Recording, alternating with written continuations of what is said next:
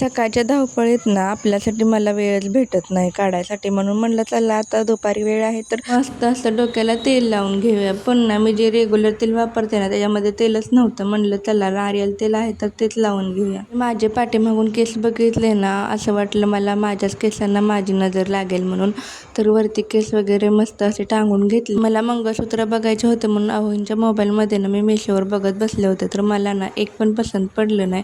बघितले फार पण काय पसंत पण पडेना, तर म्हणलं असं ठेवून द्या. म्हणलं आपल्यासाठी भरपूर कामे आहेत म्हणलं घरात. कपडे काढायला गेले आणि ना कपड्याच्या बाबतीत माझं असं होतंय ना कितीतरी कपडे धुतले ना कपडे पडतातच धुवायला.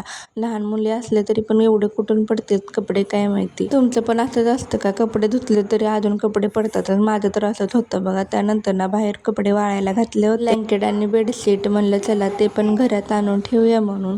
अशी छोटी मोठी कामे दुपारची असतात माझी. तुम्हाला आजचा व्हिडिओ आवडला असेल तर आपल्या चॅनलला सबस्क्राईब करायला विसरू नका. भेटू पुढच्या व्हिडिओमध्ये. बाय.